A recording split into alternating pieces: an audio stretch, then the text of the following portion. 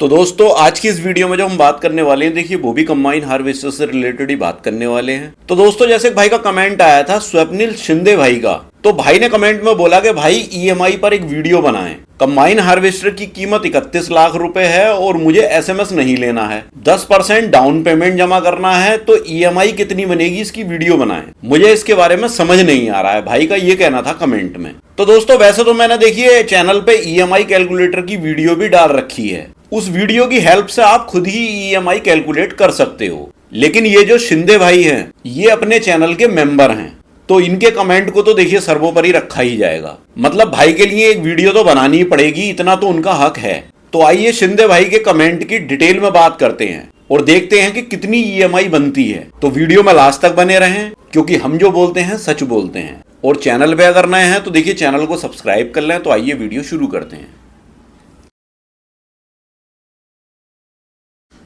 तो दोस्तों जैसे शिंदे भाई ने कमेंट में टेन्योर वगैरह कुछ नहीं बताया कि मतलब लोन का टेन्योर कितना रखना है और किस बैंक से लोन कराना है। भाई देखिए प्राइवेट बैंक भी है, गवर्नमेंट बैंक भी है, तो ये क्लियर नहीं किया भाई ने कि गवर्नमेंट बैंक से कराना है या प्राइवेट से कराना है। तो चलिए कोई बात नहीं, अगर टेन्योर भाई ने नहीं बताया तो हम यहाँ क्या करेंगे, इस वीडियो में सारे टेन्योर की ईएमआई बता देंगे। जैसे 7 साल का, 6 साल का, 5 साल का, 4 साल का, कितने की ईएमआई बैठेगी इस टेन्योर में।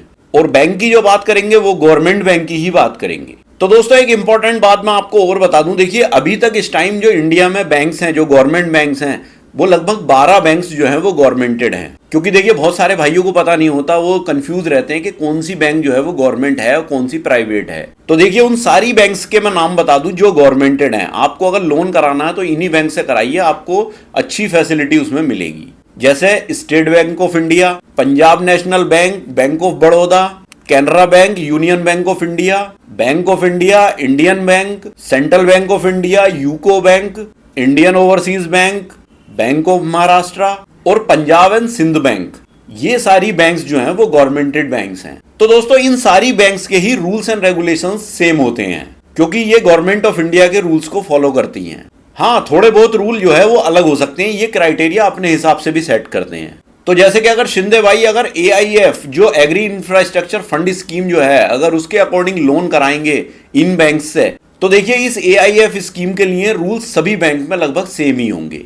तो दोस्तों जैसा भाई ने कहा कि मुझे 31 लाख रुपए की मशीन मिल रही है, तो फिर अब हमें इंश्योरेंस और आरसी वगैरह से कोई मतलब नहीं है, तो हम 31 लाख रुपए की भाई को ईएमआई बताकर देंगे। तो दोस्तों सबसे पहले मशीन की कॉस्ट 31 लाख रुपए। अब भाई ने जैसे इस पर बोला कि मुझे 10% डाउन पेमेंट जमा करना है, तो 31 लाख रुपए का 10% होता है 3,10,000 रुपए भाई डाउन पेमेंट के रूप में जमा करेंगे।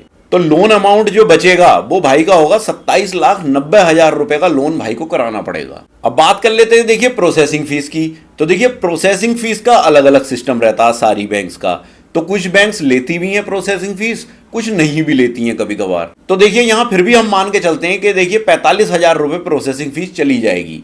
45,000 क्यों चली जाएगी? देखिए लोन अमाउंट ज्यादा है, क्योंकि ये प्रोसेसिंग फीस डिपेंड करती है लोन के अमाउंट पर। अगर लोन कम का होता तो प्रोसेसिंग फीस भी कम हो जाती। तो अब 27,90,000 रुपए में 45,000 रुपए प्रोसेसिंग वाले जोड़ देंगे हम, ये लोन अमाउंट हो जाएगा टोटल। तो अब ये जो लोन अमाउंट टोटल होगा ये 28,35,000 रुपए का लोन अमाउंट हो जाएगा। इतने का लोन भाई को कराना पड़ेगा।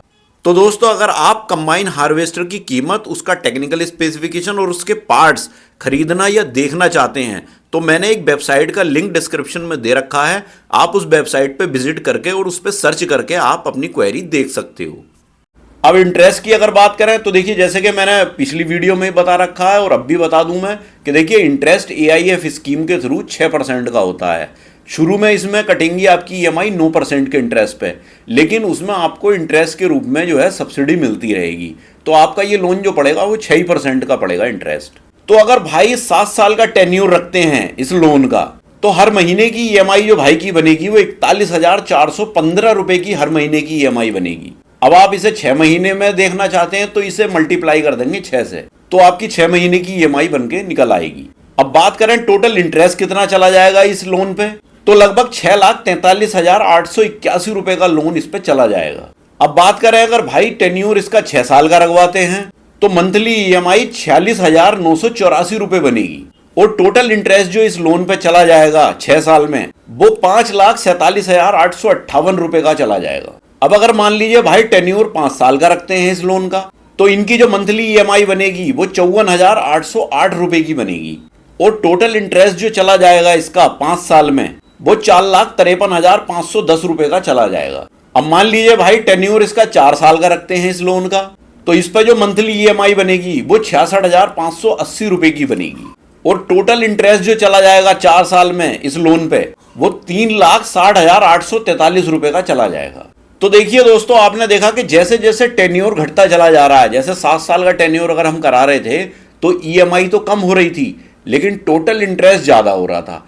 ऐसे ही धीरे धीरे जैसे हमने 6 साल की, 5 साल की और 4 साल की बात की तो आपने देखा होगा कि ईएमआई बढ़ रही है लेकिन इंटरेस्ट का जो अमाउंट है वो घट रहा है। तो कहने का मतलब ये है कि जैसे जैसे आप टेन्योर कम रखते हैं, अगर लोन आप कराते हो टेन्योर कम रखते हैं तो ईएमआई तो ज्यादा होगी लेकिन उसका इंटरेस्ट आप कम देंगे। अब ये आप पे डिपेंड करता है कि आप कितनी ईएमआई करना चाहते हो, तो उसी हिसाब से फिर इंटरेस्ट हो जाता है। भाई मान लीजिए आपकी कैपेसिटी ज्यादा ईएमआई देने की है तो फिर आप 4 साल का टेन्योर करा दो तो आपको इंटरेस्ट बहुत कम देना पड़ेगा। तो दोस्तों, जैसे मुझसे शिंदे भाई ने जो कुछ पूछा, मैंने देखिए उन्हें डिटेल में इससे रिलेटेड सारी जानकारी दे दी, लेकिन इस सब कैलकुलेशन को देखते हुए मेरा एक सजेशन है शिंदे भाई के लिए कि भाई ये लोन बहुत बड़ा हो जाएगा और इसकी ईएमआई भी बहुत ज्यादा हो रही है। तो मेरे ख्याल से तो देखिए भाई को इसमें डाउन पेमेंट और ज्यादा करना चाहिए, वरना तो भाई एक बड़ी ईएमआई के बोझ के तले दब जाएंगे। क्योंकि देखिए टेन्योर अगर आप 7 साल का भी रख रहे हैं तो आपकी ईएमआई 41-42 हजार रुपए के करीब में पहुंच रही है। तो ये मान करके चलिए अगर 6 महीने में आप इस ईएमआई को पे करेंगे तो आपके लगभग 2.5 लाख रुपए हर 6 महीने में आपको देने पड़ेंगे। तो देखिए कंबाइन हार्वेस्टर के बिजनेस के हिसाब से जो है 2.5 लाख रुपए काफी ज्यादा हैं, क्योंकि देखिए बहुत सारे और खर्चे भी होते हैं, ऐसा नहीं है खाली ईएमआई ही देनी है। और देखिए जरूरी नहीं है कि आपको एरिया कितना मिलेगा, ये भी डिपेंड करता है। हो सकता है एरिया आपको कम मिले तो फिर आप कैसे उसे मैनेज करोगे ईएमआई को। तो मेरा तो यही सजेशन है कि इसमें डाउन पेमेंट थोड़ा आप ज्यादा करें तो आपकी ईएमआई थोड़ी कम बनेगी, तो एक वर्डन आपके ऊपर कम होगा। बाकी देखिए आपकी मर्जी है भाई, आपको पता होगा आपका बजट कैसा है, क्या है, आप कैसे कितनी ईएमआई पे कर सकते हो। मेरा काम बताने का था, आपने जैसे मुझसे पूछा मैंने आपको बता दिया। तो दोस्तों बाकी इससे रिलेटेड अगर आपकी कोई क्वेरी हो या कोई भी सजेशन हो तो आप मुझे कमेंट बॉक्स में कमेंट कर सकते हो। तो दोस्तों आई होप कि ये वीडियो मेरा आपको बहुत पसंद आया होगा। अगर वीडियो मेरा आपको पसंद आया तो प्लीज़ वीडियो को लाइक करें, ज़्यादा से ज़्यादा शेयर भी करें, और अगर आप मेरे चैनल पर नए हैं तो प्लीज़ चैनल को सब्सक्राइब करें। तो मिलते हैं इसी तरह की किसी नेक्स्ट वीडियो में, तब तक के लिए थैंक यू, बाय।